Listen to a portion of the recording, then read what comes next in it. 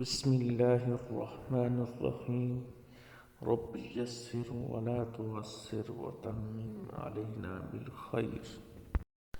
Part 1 کی طرح part 2 کے طلبہ طالبات اگر پریشان تھے کہ ان کی اردو کی تیاری نہیں ہے تو لہٰذا وہ اب پریشان ہونا چھوڑ دیں اور اس ویڈیو کو دیکھیں۔ ان کی امتحان سے متعلق، اردو سے متعلق جو بھی پریشانی ہے وہ بالکل دور ہو سکتی ہے اور ان کی اچھے انداز سے تیاری ہو سکتی ہے۔ لہٰذا یہ جو ویڈیو بنائی جا رہی ہے یہ تمام طلباء کے لیے ہے، چاہے وہ F.Sc میں پڑھتے ہیں، FA میں پڑھتے ہیں، ICS میں پڑھتے ہیں، اسی طرح D.Com اور DBA میں تعلیم حاصل کر رہے ہیں اور ان کی اردو سے متعلق فکر مندی ہے اور اردو کی صحیح طور پہ تیاری نہیں ہے۔ لہٰذا وہ اس ویڈیو کو دیکھیں اور اس کو سمجھیں تو انشاءاللہ وہ امتحان میں امتیازی حیثیت سے کامیابی سے ہمکنار ہو سکتے ہیں۔ ویڈیو کی ترتیب یوں رہے گی، چونکہ اردو کی کتاب 3 حصوں پر مشتمل ہے، ایسے نثر، ایسے نظم اور ایسے غزل، تو اس ترتیب سے ہم تینوں حصوں کو ساتھ لے کر چلیں گے۔ لہٰذا آج شروع کرتے ہیں ایسے نثر سے۔ سبق نمبر 1، مسلمانوں کا قدیم طرز تعلیم، اور اس کے مصنف ہیں شبلی نعمانی۔ مصنف شبلی نعمانی کا تعارف۔ شبلی نعمانی کے تعارف میں ہم شبلی نعمانی سے متعلق جتنے بھی سوالات پیدا ہو سکتے ہیں یا امتحان میں آ سکتے ہیں ان سب کو آج کی اس ویڈیو میں ہم شامل کریں گے تاکہ امتحان میں کسی قسم کی دقت پیش نہ۔ سوال نمبر 1، شبلی نعمانی کی تاریخ پیدائش کیا ہے؟ 1855، 1857، 1860۔ 3, 2, 1. جواب 1857۔ سوال نمبر 2، شبلی نعمانی کی جائے پیدائش کیا ہے؟ 3, 2, 1. جواب اعظم گڑھ۔ سوال نمبر 3، شبلی کے گاؤں کا نام کیا تھا؟ 3, 2, 1. جواب بندول۔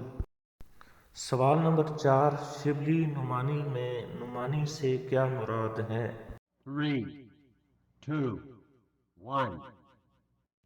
جواب نسبتی نام۔ سوال نمبر 5، شبلی نے نعمانی سے کس کے ساتھ نسبت قائم کی ہے؟ 3, 2, 1. جواب امام ابو حنیفہ سے۔ سوال نمبر 6، امام ابو حنیفہ کا اصل نام کیا تھا؟ 3, 2, 1. جواب نعمان بن ثابت رحمۃ اللہ تعالی علیہ۔ سوال نمبر 7، شبلی کے والد کا نام کیا تھا؟ 3, 2, 1. جواب شیخ حبیب اللہ۔ سوال نمبر 8، شبلی نے ابتدائی تعلیم کہاں سے حاصل کی؟ 3, 2, 1. جواب گاؤں بندول سے۔ سوال نمبر 9، شبلی نے عملی زندگی کا آغاز کس سے کیا؟ 3, 2, 1. جواب وکالت سے۔ سوال نمبر 10، شبلی وکالت کے پیشے کو چھوڑ کر کس شعبے سے منسلک ہو گئے تھے؟ 3, 2, 1. جواب تدریس سے۔ سوال نمبر 11، شبلی نے تدریس کا آغاز کہاں سے کیا؟ 3, 2, 1. جواب علی گڑھ سے۔ سوال نمبر 12، سر سید احمد خان نے شبلی نعمانی کو علی گڑھ کالج میں کیا مقرر کیا؟ 3, 2, 1. جواب پروفیسر۔ سوال نمبر 13، سر سید احمد خان نے شبلی نعمانی کو کون سے مضامین کا پروفیسر مقرر کیا؟ 3, 2, 1. جواب فارسی اور عربی۔ سوال نمبر 14، علی گڑھ میں پروفیسر آرنلڈ کی صحبت سے شبلی نعمانی کی شخصیت میں کس قسم کا نکھار پیدا ہوا؟ 3, 2, 1. جواب ذہنی اور فکری۔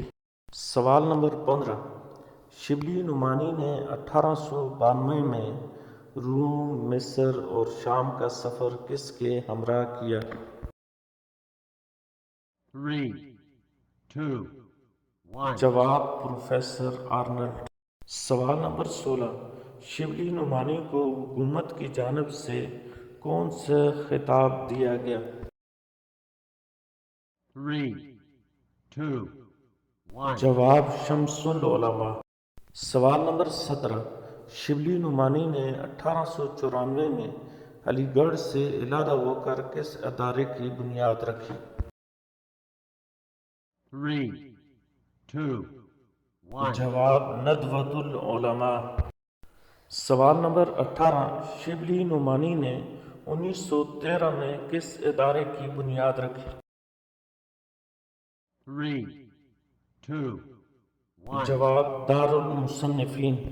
سوال نمبر 19، شبلی نعمانی کا شمار اردو ادب میں کس حوالے سے ہوتا ہے؟ 3, 2, 1. جواب عناصر خمسن۔